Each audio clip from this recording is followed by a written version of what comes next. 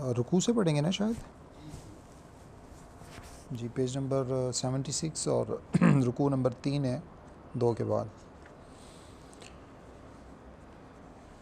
अऊज़ु बिल्लाहि मिनश शैतानिर रजीम।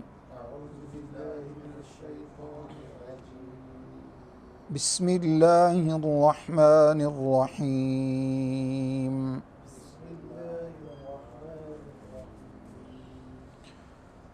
الرجال قوامون على النساء بما فضل الله بعضهم على بعض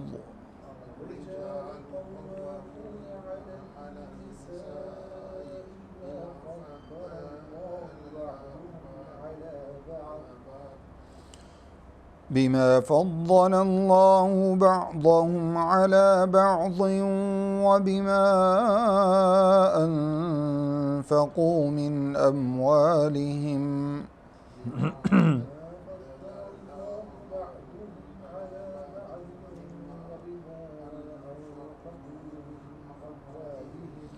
فالصالحات قانتات حافظات للغيب بما حفظ الله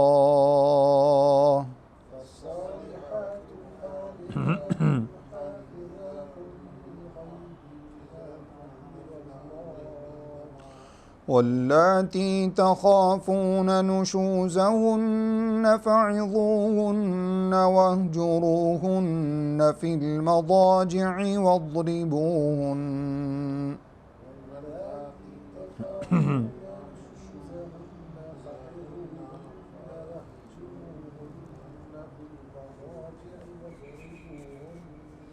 فإن أطعنكم فلا تبغوا عليهن سبيلا السلام عليكم السلام إن الله كان عليا كبيرا।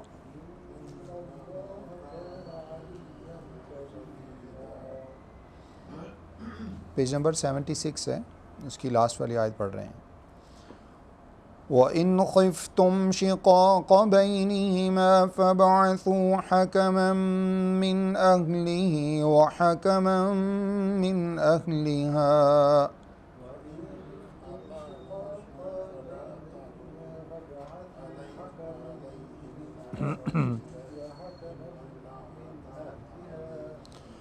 إن يريدا إصلاحا يوفق الله بينهما।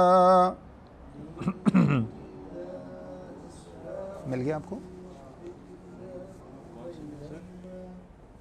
अभी यहाँ पढ़ रहे हैं, यहाँ से पढ़ेंगे, यहाँ से नीचे वाली यहाँ से जी।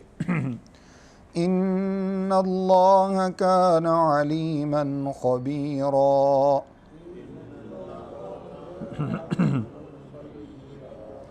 واعبدوا الله ولا تشركوا به شيئا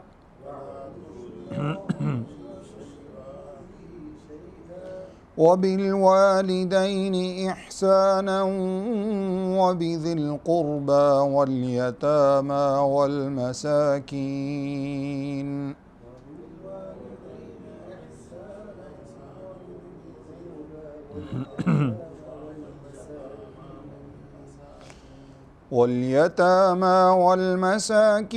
والجار ذي القربى والجار الجنب والصاحب بالجنب وابن السبيل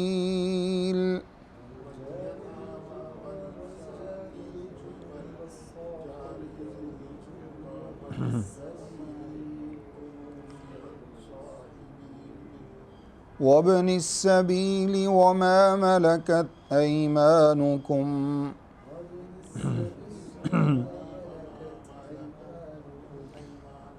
إن الله لا يحب من كان مختالا فخورا۔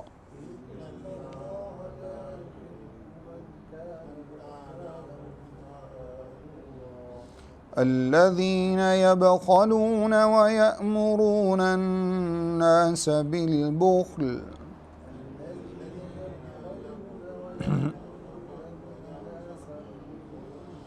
वयक्तुमून मा आताहुमुल्लाहु मिन फ़ज़्लिहि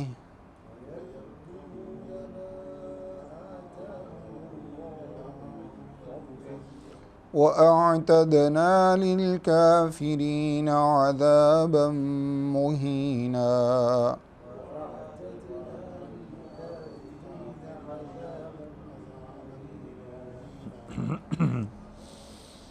बिस्मिल्लाहिर्रहमानिर्रहीम अल्हम्दुलिल्लाहि रब्बिल आलमीन वस्सलातु वस्सलामु अला सय्यिदिल मुरसलीन व अला आलिहि व सहबिही अजमाइन अम्मा बाद। सूरह निसा आयत नंबर 34। अल्लाह रब्बुल इज़्ज़त का इरशाद गिरामी है, अर्रिजालु क़व्वामून अलन निसा, मर्द औरतों पर एक फ़ौक़ियत रखते हैं। क़व्वाम का माना उन पर हाकिम भी हैं, उन पर अल्लाह ताला ने उनको दर्जा अता फ़रमाया है। बिमा फ़द्दलल्लाहु बअदहुम अला बअज़, उसका सबब ये है कि जो अल्लाह ताला ने मर्दों को औरतों पर बाज़ मामलात में फ़जीलत अता फ़रमाई है। व बिमा अनफ़क़ू मिन अम्वालिहिम, और दूसरा सबब ये है कि वो मर्द हज़रात जो हैं वो अपने माल को अपनी बीवियों पर, अपने घर वालों पर, अपनी औलाद पर ख़र्च करते हैं। फ़स्सालिहातु क़ानितातुन, बस नेकी करने वाली ख़वातीन, फ़र्माबरदारी करने वाली ख़वातीन, हाफ़िज़ातुल लिल ग़ैबि बिमा हफ़िज़ल्लाह, अपनी इज़्ज़त की हिफाजत करने वाली, अपने शौहरों की अदम मौजूदगी में भी उस हिफाजत के साथ जो अल्लाह ने उनकी हिफाजत की है। वल्लाती तख़ाफ़ून नुशूज़हुन्ना, और वो ख़वातीन जिनके बारे में तुम डरते हो, नुशूज़हुन्ना, उनकी नाफरमानी से मुराद बतौर ख़ास जो जिसके अंदर शौहर की इज़्ज़त ना पाई जाए और उसको अपने से कमतर समझते हुए नाफरमानी करना। फ़अज़ूहुन्ना, बस उनको नसीहत करो। वहजुरूहुन्ना फ़िल मदाजिअ, और उनके बिस्तरों को अलहदा कर दो। वज़रिबूहुन्ना, और उनको हल्की मारो, सज़ा दो। फ़इन अताअनकुम, बस अगर तो वो तुम्हारी फर्माबरदारी कर लें। फ़ला तबग़ू अलैहिन्ना सबीला, तो फिर तुम्हें उनके ऊपर कोई राह नहीं है कि तुम उनके साथ ज़्यादती करो। इन्नल्लाह कान अलिय्यन कबीरा, यकीनन अल्लाह रब्बुल इज़्ज़त तो बड़ा ही बुलंद और बहुत ही बड़ी ज़ात है। व इन ख़िफ़्तुम शिक़ाक़ बैनिहिमा, अगली आयत का ताल्लुक़ भी इसी मज़मून से है। और अगर तुम्हें डर हो शिक़ाक़ बैनिहिमा, उन दोनों की, मियाँ बीवी की आपस में ज़िद का या नाफरमानी का, फ़बअथू हकमम मिन अहलिही, तो तुम मुतअय्यन करो एक फ़ैसला करने वाला मर्द के घर वालों में से, व हकमम मिन अहलिहा, और इसी तरह से एक फ़ैसला करने वाला औरत के घर वालों से। इन युरीदा इस्लाहन, अगर वो दोनों इस्लाह का इरादा रखते हों, चाहे वो फ़ैसला करने वाले या मियाँ बीवी दोनों मुराद हो सकते हैं, अगर वो इस्लाह का इरादा रखते हों, युवफ़्फ़िक़िल्लाहु बैनहुमा, तो अल्लाह ज़रूर इनको इस बात की तौफ़ीक़ अता फ़रमा देगा और अल्लाह कोई रास्ता निकाल देगा। इन्नल्लाह कान अलीमन ख़बीरा, यकीनन अल्लाह रब्बुल इज़्ज़त तो जानने वाला और बाख़बर है। इन आयात के अंदर बुनियादी तौर पर अल्लाह रब्बुल इज़्ज़त ने मर्द और औरत की माशरती हैसियत के बारे में बयान फ़रमाया है। सबसे पहली बात जो अल्लाह रब्बुल इज़्ज़त ने इरशाद फरमाई वो ये कि अल्लाह ने फ़रमाया औरतों के ऊपर अल्लाह रब्बुल इज़्ज़त ने मर्दों को एक ख़ास फ़ौक़ियत अता फ़रमाई है। क़व्वाम बनाया उनको ज़िम्मेदार बनाया है, मसऊल बनाया है, उनके ऊपर हुक्मरानों जैसी हैसियत दी है, जैसी रियाया के ऊपर हुक्मरान होते हैं उन जैसी हैसियत दी है।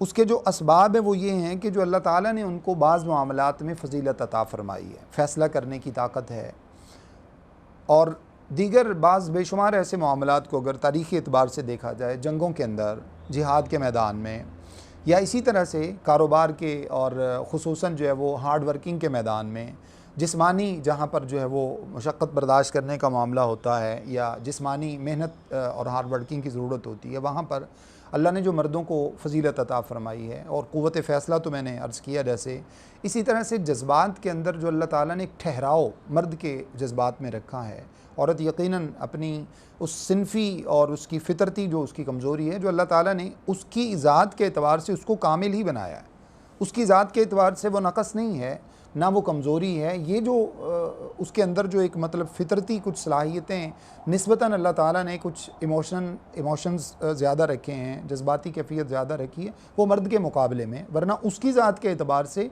अल्लाह ताला ने उसको वो कामिल सलाहियतें अता फ़रमाई हैं जो उसकी ज़रूरत हैं ख़ातून की। तो एक तो ये बुनियादी बात जो अल्लाह रब्बुल इज़्ज़त ने फ़रमाया कि बहुत से मामलात के अंदर अल्लाह ताला ने मर्द को फ़ज़ीलत अता फ़रमाई है। जैसे अगर दीनी और शरई मामलात को देखा जाए तो इमामत का फ़रीज़ा अल्लाह रब्बुल इज़्ज़त ने मर्द के ज़िम्मे लगाया है, औरत के ज़िम्मे नहीं लगाया। इमामत से मुराद दोनों तरह की इमामत है। एक तो वो इमामत है जैसा कि आजकल हम मुसलमान होने के नाते से सिर्फ़ दीनी मामलात में ही इमामत समझते हैं, यानी नमाज की इमामत हो गई, जुमा की, ईद की इमामत हो गई, ये भी मुराद है।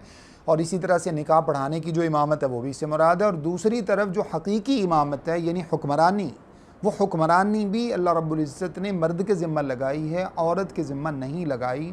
और साथ में हदीस में नबी सल्लल्लाहु अलैहि वसल्लम की हदीस मौजूद है, मुख्तलिफ़ हदीस का ये मफ़हूम है, जिसमें आपने फरमाया कि वो कौम कभी फ़लाह नहीं पा सकती जो अपना हुक्मरान एक औरत को जो है वो अपने ऊपर मुतय्यन कर लेती है और औरत को एक हुक्मरान के तौर पर मुंतखब कर लेती है। तो अल्लाह रब्बुल इज़्ज़त ने इस इमामत के अंदर मर्द को फ़क़ीयत अता फ़रमाई है। जिहाद में सिपा सलारी का मामला है, ताकि जिहाद करने का मामला है, जिहाद में औरत की कोई ज़िम्मेदारी नहीं है। हाँ, अगर वो वॉलंटियरली पीछे जैसे मतलब मेडिकली या इस तरह की चीज़ों में, मरहम पट्टी के लिए, बाकी चीज़ों में, हॉस्पिटल में, ऐसी जगहों पर अगर वो कुछ उनको हेल्प कर सकती हैं तो वो पीछे रह कर सकती हैं। मैदान जिहाद में उनको शरीयत ने कोई ना ज़िम्मेदारी लगाई है, ना उनकी कोई मसूलियत है, ना उनसे रिक्वायरमेंट है, और अल्लाह ताला ने इस मामले में उनको आज़ाद रखा है। इसी तरह से बाज़ दीगर मामलात में अल्लाह ताला ने जो फ़जीलत अता फ़रमाई है मर्दों को, तो उसकी बुनियाद पर अल्लाह रब्बुल इज़्ज़त ने फ़रमाया कि ये जो बाज़ ऐसे मामलात हैं जिनमें औरत के लिए निस्बतन कमज़ोरी है। अगर मिसाल के तौर पर एक इमामत वाले मसले को ही सामने रख लिया जाए, इमामत वाला जो एक मसला है, इमामत से मुराद जैसे दीनी एतबार से जो इमामत है इसी को सामने रखा जाए। असल में शरई एतबार से दीनी और दुनियावी जो इमामत है, यानी एक हुक्मरान और एक दूसरी तरफ जो दीनी मामलात का इमाम है, शरई एतबार से इसमें कोई फ़र्क नहीं है। और इस्लाम में नबी सल्लल्लाहु अलैहि वसल्लम बज़ाते ख़ुद, आप सल्लल्लाहु अलैहि वसल्लम लोगों को जुमा भी पढ़ाते, खुतबा ईद भी देते, नमाज भी पढ़ाते, और आप सल्लल्लाहु अलैहि वसल्लम ही लोगों के हुक्मरान भी थे। आप सल्लल्लाहु अलैहि वसल्लम ही जिहाद के मैदान के सिपा सलार भी थे। आप सल्लल्लाहु अलैहि वसल्लम ही उनके हर एतबार से आप सल्लल्लाहु अलैहि वसल्लम उनके लीडर थे। तो इस्लाम ने ये फ़र्क नहीं रखा। ये फ़र्क असल में हमारे अंदर तब से आया है जब से हम मगरिब ज़दा हो गए हैं, जब से हम यूरोप ज़दा हो गए, तो हमने दीन को अलग कर दिया, दुनियावी मामलात को अलग कर दिया, जिसका नतीजा ये है कि आज हमारे फ़ैसले वो लोग करते हैं। और मज़े की बात यह है कि वो खाते भी ला इलाहा इल्लल्लाह के नाम पर हैं, कि हमने इस ममलिकत को इस नाम से हासिल किया, खाते भी इसी नाम पर हैं, और फ़ैसले वो करते हैं जो दीन की अलिफ बे तक नहीं जानते, ABC भी दीन की नहीं जानते। वो लोग हमारे ऊपर बैठकर एक मुस्लिम हुक्मरान के तौर पर हमें लीड करते हैं। अल्लाह उनको हिदायत नसीब फरमाए। ये फ़र्क इसी वजह से आया।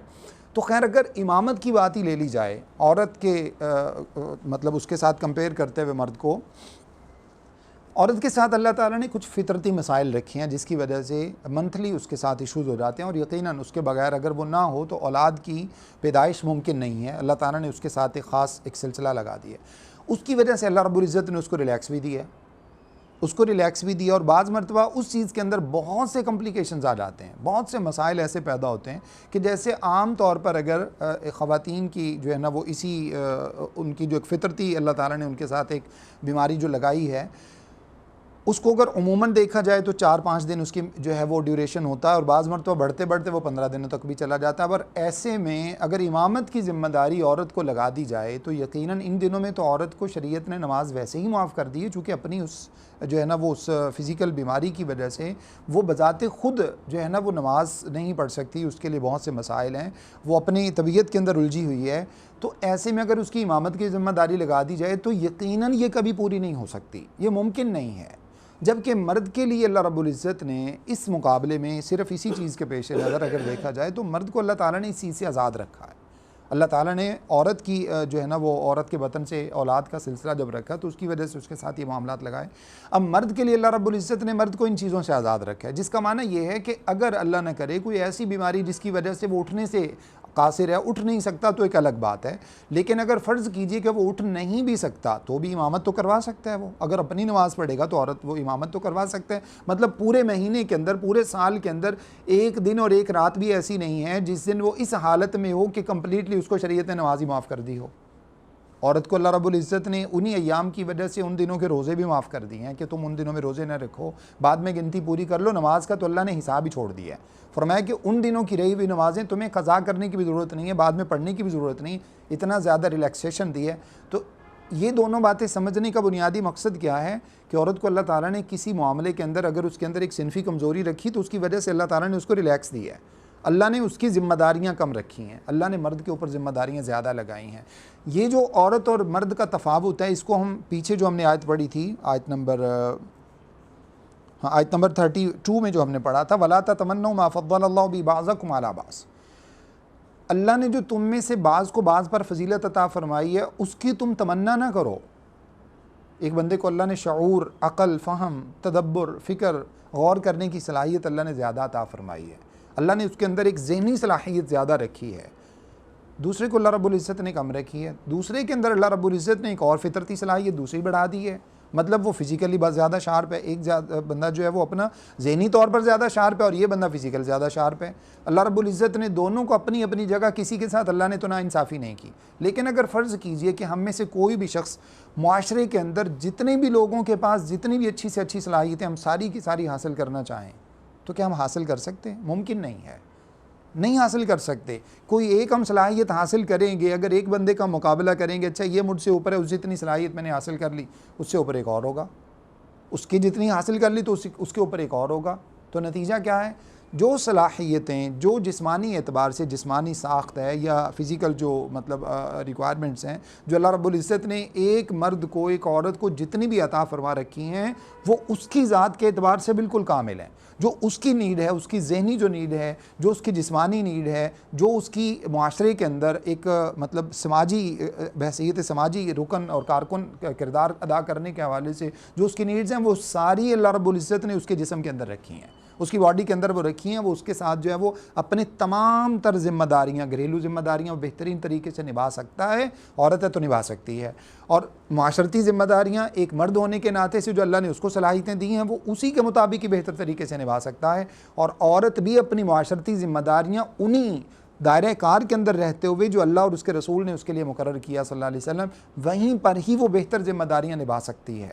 अब अगर ये दोनों एक दूसरे से कंधा मिलाने की कोशिश करें या एक दूसरे से आगे बढ़ने की कोशिश करेंगे तो इसकी मिसाल जैसे मतलब इलेक्ट्रिक की हम ले लेते हैं कि उसके अंदर जो है ना वो दो तारें होती हैं। कभी भी अगर दोनों तारें ही हम जो है ना वो करंट वाली कर दें, उसमें एक न्यूट्रल नहीं रखें, तो कभी निज़ाम नहीं चल सकता, वो फौरी तौर पे ब्लास्ट हो जाएगा, सब कुछ ख़त्म हो जाएगा। तो इसी तरह से मर्द और औरत अगर एक दूसरे के शाना बशाना चलने की कोशिश करें, नहीं मैं भी वो कर सकती हूँ जो मेरा शौहर कर सकता है, तो उसके मफासिद भी हमारे सामने हैं, उसके नुकसानात भी इस वक्त हमारे सामने हैं। ये अगर शरीयत के दायरे कार के अंदर रहते हुए अगर मर्द और औरत अपनी ज़िम्मेदारियाँ निभाएंगे तो यकीनन एक खूबसूरत मुआशरा तश्कील पाएगा। और अगर हम यूरोप के पीछे लग के अगर औरत को हम सफ़े अव्वल में लाने की कोशिश करेंगे और बाज़ ऐसे मामलात में मर्दों को भी पीछे छोड़ देंगे, इस सब के बावजूद शरीयत ने औरत को इस बात का पाबंद नहीं किया कि वो अगर किसी मामले के अंदर बहुत से मर्दों से आगे निकल जाती है, दीनी मामले के अंदर, साइंस के अंदर आगे निकल जाती है, मेडिकल में आगे निकल जाती है, किसी भी फील्ड के अंदर आगे निकल जाती है, तो शरीयत ने कोई पाबंदी नहीं लगाई कि वो आगे जा नहीं सकती। शरीयत ने इस पर कोई पाबंदी नहीं लगाई।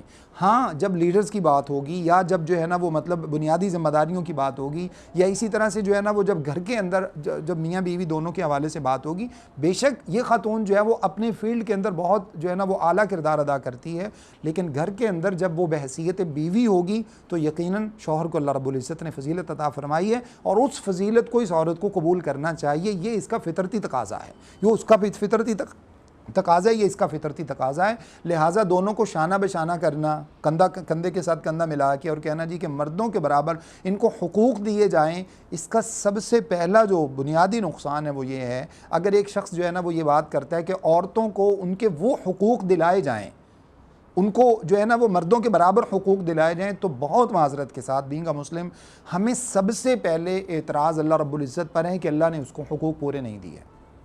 सबसे पहला तो इतराज़ शरीयत के ऊपर है ना, कि शरीयत ने उसको हुकूक पूरे नहीं दिए, लिहाजा उसको आज हुकूक देने की ज़रूरत है। और आप इसको हुकूक दिलाना कौन से चाहते हैं? यूरोप वाली औरत के, मतलब जो रिक्वायरमेंट है, जो इस वक्त जो लोग औरतों के हुकूक की बतौर ख़ास बात करते हैं शरीयत से हटकर, और उनको लगता है कि इस्लाम ने औरत को हुकूक नहीं दिए, जबकि दूसरी तरफ अगर देखा जाए तो अल्लाह के रसूल सल्लल्लाहु अलैहि वसल्लम के सामने, जैसे आगे वालिदैन की फजीलत के हवाले से बात आ रही है, तो आप सल्लल्लाहु अलैहि वसल्लम से एक सहाबी पूछते हैं, अल्लाह के रसूल सल्लल्लाहु अलैहि वसल्लम, मेरे ऊपर सबसे ज़्यादा हक़ किसका है? आपने फरमाया तेरी माँ का। पूछा फिर उसके बाद किसका हक़ है? फरमाया तेरी माँ का। उसके बाद आप सल्लल्लाहु अलैहि वसल्लम से पूछा, अल्लाह के रसूल फिर किसका हक़ है? फरमाया तेरी माँ का। अब ईमान से बताइए, औरत के हुकूक ज़्यादा है या मर्द के हुकूक ज़्यादा है? और चौथी मरतबा जब उसने पूछा कि अल्लाह के रसूल फिर किसका हक़ है, आपने चौथी मरतबा फरमाया अब तेरे बाप का। तो अब बताइए कि माँ के हुकूक ज़्यादा हैं या वालिद के हुकूक ज़्यादा है? एक मर्द जो है वो जब तक अपनी वालिदा की फरमाबरदारी करता रहता है उस वक़्त तो वो अल्लाह रब्बुल इज़्ज़त उसको माफ़ करेंगे, और अगर वो अपनी वालिदा की नाफरमानी शुरू कर देता है, शरीयत उसको माफ़ नहीं करती, वो अंदर जन्नत में नहीं जा सकता। शरीयत ने उसके ऊपर जन्नत हराम करार दे दी है। बुनियादी जो गुनाह हैं, जिनको कबीरा गुनाह कहा जाता है, जो बग़ैर तौबा के माफ़ नहीं होते, वो गुनाहों के अंदर अल्लाह रब्बुल इज़्ज़त ने अपने साथ शिर्क करने के बाद दूसरे नंबर पर जिस गुनाह को रखा है वो वालिदैन की नाफरमानी। अल-इशराकु बिल्लाह व हुकूकुल वालिदैन, अगर वालिदैन की कोई नाफरमानी करता है और वो बग़ैर तौबा के अपने वालिदैन से माफ़ी मांगे बग़ैर वो दुनिया से मर जाता है, वो जन्नत में नहीं जा सकता। तो बताइए कि अल्लाह ताला ने मर्दों को हुकूक ज़्यादा दिए या ख़वातीन को हुकूक ज़्यादा दिए? अल्लाह ने किसी के हुकूक में कोई कमी नहीं रखी। ये जो एक सोच है ना, बहुत माज़रत के साथ, औरतों को वो हुकूक दिलाए जाएँ कि औरत जो है ना माशरे की जीनत बन जाए, औरत को वो हुकूक दिलाए जाएँ कि औरत जो है ना बाज़ार की जीनत बन जाए, मार्केट की जीनत बन जाए। अब वो उन हुकूक दिलाने का नतीजा क्या है? बहुत माज़रत के साथ अल्लाह ताला ऐसे लोगों को हिदायत नसीब करे, कम अज़ कम एक जो मतलब क्या कहना चाहिए कि जो एक सुलझा हुआ मुसलमान और मोमिन है, वो कभी बर्दाश्त नहीं कर सकता कि उसकी बहू, उसकी बेटी, उसकी बहन, उसकी बीवी जो है ना वो सरे बाज़ार सर संवर कर लोगों को, बाहर मर्दों को डील करती फिर। कभी सवाल ही पैदा नहीं होता। एक गैरतमंद आदमी कभी ये गवारा नहीं कर सकता। तो अब जिन लोगों ने इस तरह का सिलसिला किया हुआ है, शरीयत की नज़र में शरीयत उनको दयूस कहती है, सिवाय उन लोगों के जिनकी मजबूरी है और वो अपनी मजबूरी को शरीयत के दायरा कार के अंदर रहते हुए उसके मुताबिक मामलात करते हैं। मतलब अगर एक औरत के घर पे कोई कमाने वाला नहीं है और उसको एक ऐसी जगह पे जॉब या मुलाजमत करने का मौका मैसर आता है जहाँ पर सारी ख़वातीन हैं, जहाँ पर उसके पर्दे का इशू नहीं हो सकता, या फ़र्ज़ कीजिए कि अगर उसको बाज़ मर्दों को डील करना भी पड़ जाता है, तो वो अपनी जो शरीयत ने उसका दायरा कार रखा है उसके अंदर रहते हुए करती है, तो शरीयत ने इससे मना नहीं किया। लेकिन ये यहाँ पर उसके सारे हुकूक मौजूद है। और आप आज भी देख लिए कहीं पर भी जाकर मुसलमान माशरे के अंदर आपको ये चीज़ नज़र आएगी। फ़र्ज़ कीजिए कि अगर एक जगह 10 जो है ना वो मर्द काम करने वाले और एक औरत काम करने वाली हैं, तो यकीन कीजिए उसकी एज कुछ भी हो, कुछ उसके छोटे भी होंगे, कुछ उससे बड़े भी होंगे, लेकिन रिस्पेक्ट का तकाजा ये है कि उस ऑफ़िस के अंदर, उस जो है ना वो जॉब के अंदर, वो सारे के सारे मर्दों की कोशिश होगी कि उस औरत को अलग से इज़्ज़त दी जाए, उसको इज़्ज़त के साथ बिठाएंगे। ये चीज़ आपको यूरोपीय माशरे में कभी नज़र नहीं आएगी। वहाँ पर उस औरत को अपने से कमतर समझा जाता है, क्योंकि वहाँ पर उससे सिर्फ मखसूस किस्म के मकासद हासिल करने के बाद औरत को एक बाज़ार की चीज़, एक मार्केट की तरह समझा जाता है, और उसको जो है ना वो एक इंसान भी कबूल करने को तैयार नहीं है वो लोग। जबकि हमारे माशरों के अंदर उनको परेशानी है कि वो इनको हुकूक दिलाना चाहते हैं। क्या माँ को माँ के हक से नीचे गिरा देना चाहते हैं? माँ को माँ के हक से नीचे गिराना चाहते हैं, जिसका माना क्या है कि अगर उस माँ के 10 बेटे हैं तो 10 गुलाम है ना उसके, वो 10 गुलाम है। जैसे मैंने पहले हदीस आपके सामने रखी है, वो उसके 10 गुलाम हैं। वो इस औरत के इन 10 गुलामों से छुड़वा कर उसको जो है ना वो पूरी दुनिया का गुलाम बनाना चाहते हैं। यही आज़ादी दिलाना चाहते हैं। वो एक बीवी को उसके शौहर ने उसको घर के अंदर मलका बना के रखा हुआ है। शरीयत ने क्या कहा यहाँ पर, हमने जो दूसरे अल्फाज पढ़े हैं, बिमा फद्दलल्लाहु बाज़हुम अला बाज़ व बिमा अनफ़क़ू मिन अम्वालिहिम, खर्च करने की ज़िम्मेदारी अल्लाह ने मर्द के ऊपर लगाई है। मर्द की ज़िम्मेदारी है। अगर औरत उसके साथ पर्दे शरीयत के दायरे में रहते हुए अगर उसके साथ जो है ना वो हाथ बटा सकती है तो शरीयत ने मना नहीं किया। कारोबार करने से मना नहीं किया, शरीयत ने उसको जॉब करने से मना नहीं किया, बाकी मामला से मना नहीं किया। लेकिन ज़िम्मेदारी मर्द की है, जिसका माना क्या है कि अगर औरत को मुश्किलात हैं और वो कहती है कि मैं घर पे बैठूंगी, मैं बाहर नहीं जाऊंगी, हाँ उसको थोड़ा सा पेशेंट होना पड़ेगा, कुछ सब्र करना पड़ेगा, थोड़ा कंप्रोमाइजिंग होना पड़ेगा। अब मर्द की ज़िम्मेदारी लगाई अल्लाह ताला ने, स्टील की फैक्ट्री में जाके काम करे, हार्ड वर्किंग करे, बहुत बड़े बड़े वज़न अपने कंधों के ऊपर जाके उठाए, लेकिन अपनी बीवी को मलका बना के घर पे खिलाए।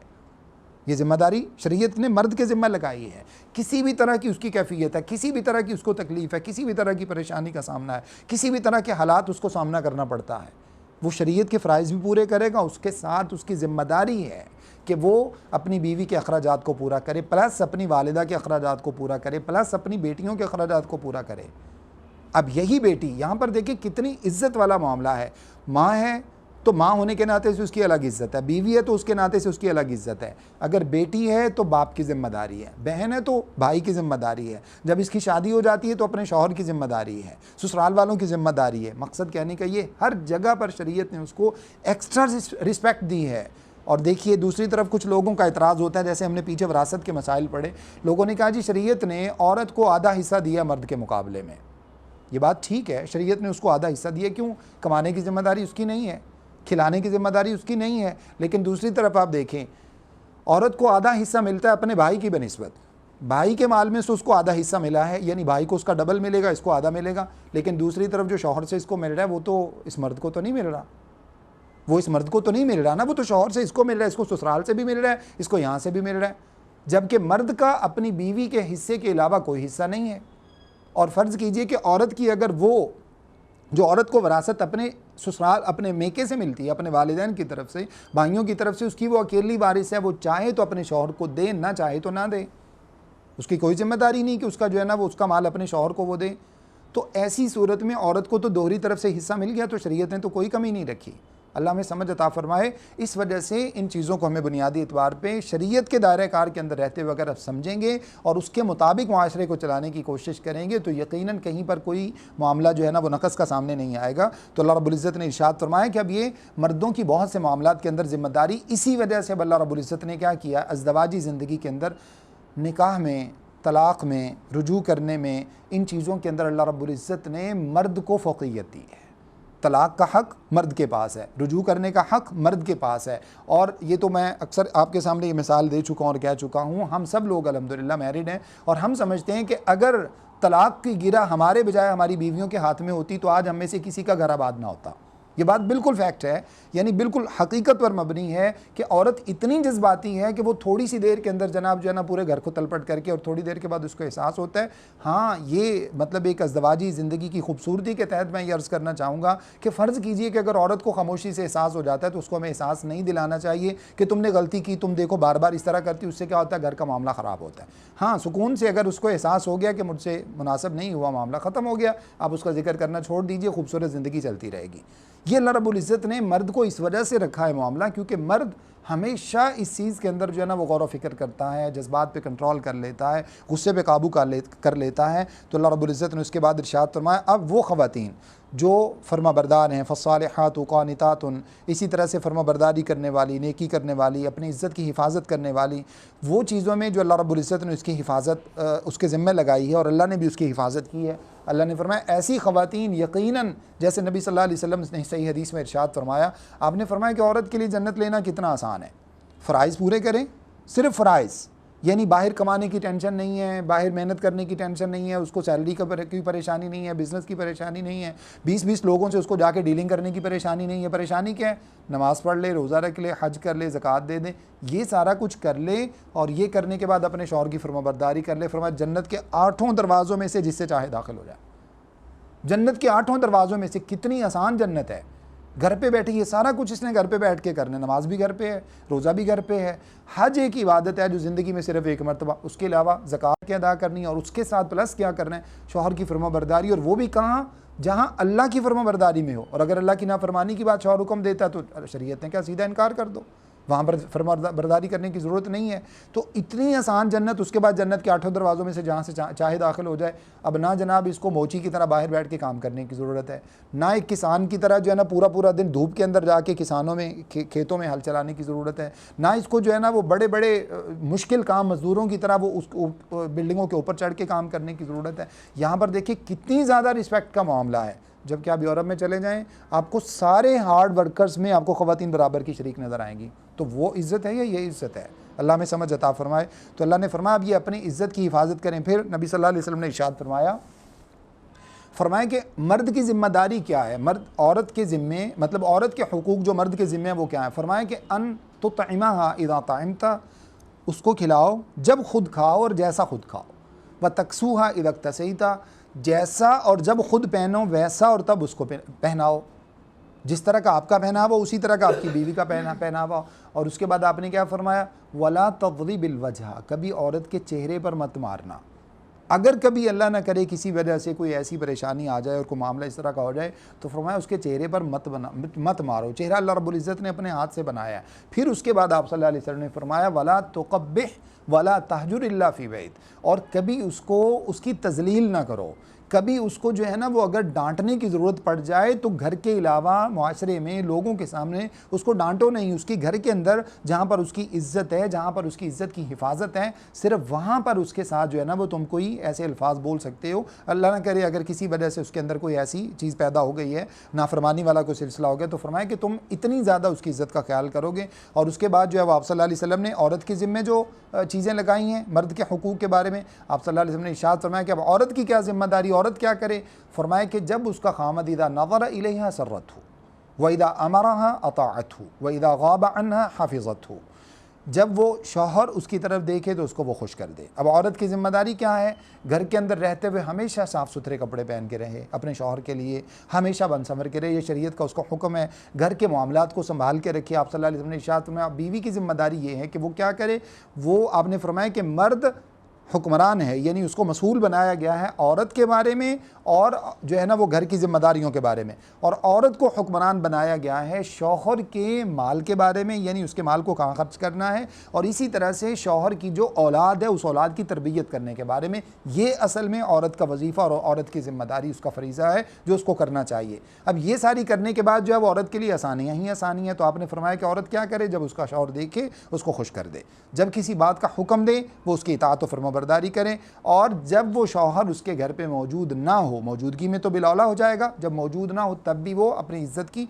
हिफाजत करें। ये औरत की ज़िम्मेदारियाँ हैं। उसके बाद अल्लाह रब्बुल इज़्ज़त ने इरशाद फरमाया वल्लाती तख़ाफ़ूना नुशूज़हुन्ना, और वो औरतें जिनसे तुम्हें डर हो उनकी नाफरमानी करने का, तो फिर उनको क्या करो, तुम उनको फ़ाइज़ून्ना, उनको नसीहत करो, वहजुरून्ना फ़िल मज़ाजी, उनको जो है वो उनके बिस्तरों में अलहदा कर दो, वज़रिबूहुन्ना, और इसी तरह से उनको तुम सज़ा दे सकते हो। अब इसमें सबसे पहली जो बात है, औरतों की नाफरमानी से मुराद क्या है। एक तो नाफरमानी का मतलब ये है कि जैसे घर के अंदर रहते हुए आम तौर पे छोटी मोटी चीज़ों के अंदर, अच्छा वो कोई काम कर रही है, फ़र्ज़ करें किसी काम के अंदर मशगूल, आपने कहा मुझे पहले जो है वो कपड़े और जुराबें ला के दे दो, मुझे निकलना है। अब इतनी सी बात के अंदर हमें अंदाज़ा होना चाहिए कि अगर वो कपड़े धोने में मशगूल है, बच्चे को संभालने में मशगूल है, तो यकीनन इतनी एमरजेंसी में वो सब नहीं कर सकती। ये नाफरमानी की बातें नहीं हैं, इस पर हमें सब्र का मुज़ाहरा करना चाहिए। और नबी सल्लल्लाहु अलैहि वसल्लम की जो सीरत है वो हमारे सामने। आप सल्लल्लाहु अलैहि वसल्लम अपनी बीवियों के घर के आधे से ज़्यादा काम आप सल्लल्लाहु अलैहि वसल्लम खुद उनके साथ करवा दिया करते थे। ऐसे मामले में हमें उनके साथ कोऑपरेट करना चाहिए। फ़र्ज़ कीजिए कि एक ऐसा काम है जो औरत ही कर सकती है, खाना बनाने वाला है, सालन पकाने वाला काम है, और इसी असना में बच्चा भी उसको परेशान कर रहा है, तो हमारी शख्सियत का क्या बिगड़ जाएगा अगर हम बच्चे को खुद ले लें, अगर हम बच्चे के मामलात को खुद देख लें, बच्चे को लेके बाहर निकल जाएं, बाकी जो कहीं उसको मसरूफ़ कर दें। तो इसी तरह से हमें ये कोऑपरेट तो हमें खुद करना चाहिए, और ये कोई नाफरमानी नहीं है। इन वजूह की बुनियाद पर जो लोग तलाक़ें दे देते हैं, यकीनन ये मर्द की तरफ से जुल्म है, ये नहीं होना चाहिए। जबकि दूसरी तरफ नुशूज़ असल में क्या है, नुशूज़ असल में ये है कि जहाँ मर्द की इज़्ज़त का मामला हो वहाँ पर औरत उसकी इज़्ज़त का ख्याल ना करे, ये नुशूज़ है। नुशूज़ के अंदर असल में तकब्बुर का माना पाया जाता है। औरत अपने आप को हमेशा, मैं तो बड़े घराने की हूँ, तुम मेरे सामने क्या हैसियत रखते हो, मैं तो बड़ी पढ़ी लिखी हूँ, तुम कौन होते हो, तुमने मुझे बोला कैसे, तुम होते कौन हो मेरे ख़ानदान के सामने, मुझे ये काम कहने वाले, मैं तुम्हारे कामों के लिए आई हूँ, प्लस मैं नुकरानी बनकर आई हूँ। नुकरानी का क्या मतलब होता है, अल्लाह ताला ने आपकी ज़िम्मेदारी लगाई है, आप अपने शौहर के सारे मामलात को देखें, अपने बच्चे के मामलात को देखें, ये कोई नुकरानी नहीं है। अल्लाह हमारी उन ख़वातीन को भी हिदायत नसीब फरमाए जो अपनी बच्चियों के दिमागों के अंदर इस तरह का फतूर भर देती हैं कि तुम नुकरानी बन के जा रही हो। ये नुकराना नौकरपन है। अपने शौहर की खिदमत करना, अपने शौहर को देखना, उसके घर को संभालना, उसके बच्चों को संभालना, घर के मामलात को देखना, ये कोई नौकरपन नहीं है, ये आपकी बुनियादी ज़िम्मेदारियाँ हैं। और इन ज़िम्मेदारियों की वजह से कल क़यामत वाले दिन अल्लाह के नबी सल्लल्लाहु अलैहि वसल्लम की बाज़ हदीस का मफ़हूम आपने फरमाया कि औरत जो है ना वो जन्नत में कभी नहीं जाएगी अपने शौहरों की नाफरमानी की वजह से। आपने हदीस में फरमाया कि मैंने बहुत सी औरतों की तादाद को जहन्नम में देखा है, और उसका बुनियादी सबब क्या है, औरतों की शौहरों की नाफरमानी, जो अपने शौहरों की नाफरमानी करती हैं उसकी वजह से जहन्नम में जाएगी। ये जो है, ये जो इस तरह का रवैया है कि तुम कौन होते हो मेरे ख़ानदान के सामने मुझे काम कहने वाले, मैं तुम्हारे कपड़े इस्त्री करने के लिए आई हूँ, मैं तुम्हारी सॉक्स देने के लिए तुम्हें आई हूँ, तुम्हारे बच्चों को संभालने के लिए आई हूँ, ये सारा कुछ करना, जबकि अलियाज़ु बिल्लाह मिन ज़ालिक में और आप हम सब देखते हैं जाके अल्लाह हमारी उन बहन बेटियों को भी हिदायत नसीब फरमाए जो जाके बड़े बड़े मॉल्स के अंदर बड़े बड़े काम कर रही होती हैं। यकीन कीजिए कि वहाँ देखकर जो है ना वो मर्दों को काम करते हुए देखे तो तरस आता है। वहाँ जाके वही औरतें जॉब्स कर रही होती हैं जिनको घर पे अंडा बनाना मुश्किल लगता है। अल्लाह उनको समझ अता फरमाए। ये जो तबीयत के अंदर दोहरापन है ना, यही शरीयत ने कहा ये नुशूज़ है। अपने शौहरों के सामने, अपने भाइयों के सामने, अपने जो है ना वो बाप के सामने, वहाँ पर तो कहना जी कि मैं झाड़ू नहीं लगा सकती, मुझे एलर्जी हो जाती है, और बाहर जाके दुनिया जहान का हर काम सिर्फ वहाँ पे पैसे मिलेंगे और आपका फैशन पूरा हो जाएगा। अलियाज़ु बिल्लाह मिन ज़ालिक। शरीयत ने कोई आपको ज़िम्मेदारी नहीं लगाई, ना शरीयत ने आपको हुक्म दिया है कि आप बन संवर के लोगों के सामने, मुआशरे के सामने जाके बाज़ार की जीनत बने, मार्केट की जीनत बने। असल जो आपकी ज़िम्मेदारी है वो ये है कि आप अपने घर के अंदर रहते हुए बाप की, भाई की, अपने शौहर की, अपने बच्चों की इज़्ज़त की हिफाजत करें। तो इस वजह से इस तरह का नशूज़ अगर पैदा हो जाता है तो अल्लाह ताला ने उसके लिए कुछ स्टेप्स रखे हैं, ग्रेजुअली फरमाया कि उसको तुम सज़ा दे सकते हो। उनमें से पहली क्या है? सबसे पहले उसको नसीहत करने की कोशिश करो, प्यार मोहब्बत से समझाने की कोशिश करो। हत्तल इम्कान मामला सुलझ जाए तो ज़्यादा बेहतर है। सबसे यही बात बेहतर है कि घर के अंदर दो मियाँ बीवी आपस में ही, हुन्ना लिबासुल लकुम व अंतुम लिबासुल लहुन्ना, तुम उनका लिबास हो वो तुम्हारा लिबास है, एक दूसरे के साथ सुलझाव पैदा करने की कोशिश करो। हत्तल इम्कान ये करो। जब मामला यहाँ से बाहर निकल जाए, सुलझने की तरफ ना आए, तो फिर क्या करो? घर के अंदर ही उनको दूसरी सज़ा दो। वो क्या? उनके बिस्तर अलहदा कर दो। उनके साथ ये वाली जो एक मतलब फ़िज़िकल रिलेशन है, ये कता ताल्लुक़ ही उनके साथ कर दो। और अगर वो समझदार औरतें होंगी तो उन्हें अंदाज़ा हो जाएगा कि ये वाली जो हमारे साथ कैफियत शुरू हो गई है, कहीं ये परमानेंट ना हो जाए। तो इस वजह से अगर समझदार होंगी तो वहीं से वापस आ जाएंगी। अलियाज़ु बिल्लाह मिन ज़ालिक। बहुत सी ख़वातीन जो आज मर्द के बारे में सिर्फ इतना ही तसव्वुर करती हैं कि ये सिर्फ जो है ना वो एक मतलब अलियाज़ु बिल्लाह मिन ज़ालिक सिर्फ एक लज्जत वाला मामला है, उसके अलावा जो है ना वो कोई ज़िंदगी नहीं है, वो उसकी वजह से फिर क्या करती हैं? बहुत सी नाफरमानियों का वो इर्तिकाब करती हैं।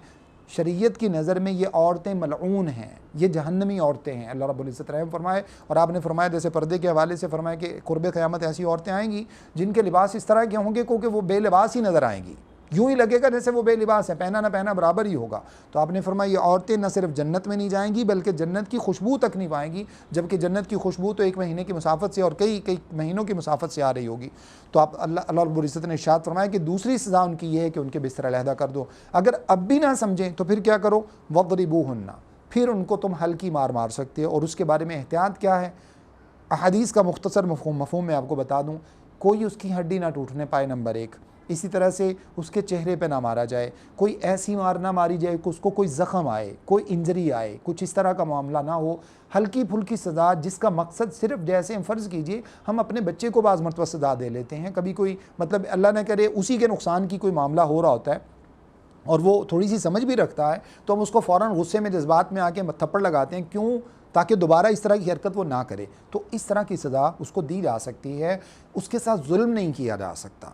मारने का माना सिर्फ़ और सिर्फ ऐसी सरजनश है जो कि उसकी नसीहत का सबब बने, और अगर वो नसीहत का सबब एक आध मरतबा करने से नहीं बनती तो फिर इसके बाद मामला जो है वो दूसरी तरफ लगाने की कोशिश की जाए। और उसका अल्लाह रब्बुल इज़्ज़त ने दूसरा तरीका बताया, फरमा फ़इन अताअनकुम फ़ला तबगू अलैहिन सबीला। इन सज़ाओं के बाद अगर वो फरमाबरदारी पर आ जाती हैं तो फिर तुम्हारे पास कोई राइट नहीं है कि तुम उनके साथ जुल्म ज़्यादती करो। इन्नल्लाह कान अलिय्यन कबीरा। और अल्लाह रब्बुल इज़्ज़त यकीनन बहुत बड़ी ज़ात है। अगली आयत का सिर्फ मफ़हूम समझ लें, तर्जुमा हमने पढ़ लिया। और अगर इसके बावजूद वो दोनों मियाँ बीवी सुलझाव की तरफ ना आएँ तो फिर क्या करो? दोनों तरफ से एक एक दोनों फरीक़ों में से एक एक हकम मुकर्रर कर लो, यानी फ़ैसला करने वाला एक सालसी कमेटी बना लो। अब वो सालसी कमेटी क्या करेगी? अल्लाह ने कहा अगर वो इस्लाह का इरादा रखते हैं तो अल्लाह इन दोनों के दरमियान मामलात में सुलझाव पैदा कर देगा, तौफ़ीक दे देगा। कौन कौन? मियाँ बीवी भी मुराद हो सकते हैं। अगर वो मिलना चाहते हैं तो अल्लाह सुलझाने की कोई ना कोई सूरत पैदा कर देगा। और इसी तरह से दोनों फ़रीक़ भी जो हकम मुकर्रर किए गए, मतलब ससुराल वालों में से भी और मैके वालों में से भी एक एक बंदा, दो दो बंदे, तीन तीन बंदे मुकर्रर कर दिए जाएँ, वो मिल बैठ कर क्या करें? दोनों को समझाने की कोशिश करें। अब उनके पास इख्तियारात क्या हैं? ये थोड़ा सा क्वेश्चन जो है वो समझने वाला है कि उनके पास इख्तियारात क्या हैं, वो क्या कर सकते हैं। बुनियादी जो मकसद है उनके इकट्ठे होने का वो तो है इस्लाह करना, यानी सुलझाव की हत्तल इम्कान कोशिश करें कि मामला तलाक़ तक ना पहुँचे, मामला जो है वो खुला तक ना जाए, मामला अलहदगी तक ना जाए। अगर तो वो इस्लाह करवा देते हैं तो यही आयत की मुराद है। और अगर फ़र्ज़ कीजिए कि उन कमेटियों को भी, जो दोनों तरफ से मुकर्रर किए गए लोग हैं, उनको भी अंदाज़ा हो जाता है कि मामला सुलझने वाला नहीं है, तो क्या ये दोनों तलाक दिलवा सकते हैं? ये क्वेश्चन है। बाज़ फुक़हा ने तो कहा है कि ये दोनों भी एक अदालत ही की किस्म है। अदालत ही की किस्म है, तो ये दोनों के पास इख्तियार मौजूद है कि ये दोनों तफरीक भी करवा सकते हैं जिस तरह की मुनासिब समझे। खुला की हो तो खुला की, जैसे मर्द अगर तैयार नहीं हो रहा, और अगर तलाक की है तो मर्द को बोले कि तुम तलाक दे दो। और बाज़ उलमा ने यह कहा है कि ये इख्तियार इन लोगों का नहीं है, बल्कि ये क्या करेंगे, ये इख्तियार अदालत का है, ये अपनी सिफारशात अदालत में पेश करेंगे। लेकिन आज आप लोगों को अंदाज़ा है हमारे अदालती निज़ाम की वैसे ही अलियाज़ुबिल्लाह मिन ज़ालिक मामला ख़त्म हो चुके हैं। तो ऐसे में अगर ख़ानदान के अंदर जो लोग वाक़यतन इस्लाह का इरादा रखते हो, ऐसे लोगों को इंतखाब किया जाए जो वाक़यतन जिनकी बात सुनी भी जाती हो, जो इस्लाही तबीयत भी रखते हो। कुछ वो होते हैं ना जज्बाती, और उनका तो काम ही यही होता है कि चलो हर जगह से जो है ना, जहाँ से मामला टूटता है तोड़वा दो, ख़त्म करो सिलसिला। ये वाले ना हों, बल्कि इस्लाह करने वाले हों। अगर इस तरह के लोग इकट्ठे होकर देखें कि मामला आपस में सुलझने की तरफ नहीं आ रहा, तो इनके पास ये भी चूँकि अदालत ही की किस्म है, इनके पास ये इख्तियार मौजूद है कि ये किसी पर भी जुल्म ना करें, किसी जानिबदारी का ख्याल ना करें, गैर जानिबदाराना फ़ैसला करें, और अगर ज़रूरत पेश आए तो फिर दोनों में अलहदगी भी करवा दें। इन्नल्लाह काना अलीमन खबीरा, यकीनन अल्लाह रब्बुल इज़्ज़त इन बातों को जानने वाले और बाखबर हैं। अल्लाह से दुआ है कि जो कुछ मैंने आपके सामने बयान किया मुझे और आप सबको समझने, अमल करने और आगे पहुँचाने की तौफ़ीक़ अता फ़रमाएँ। अस्तग़फ़िरुल्लाह ली व लकुम व लिसाइरिल मुस्लिमीन।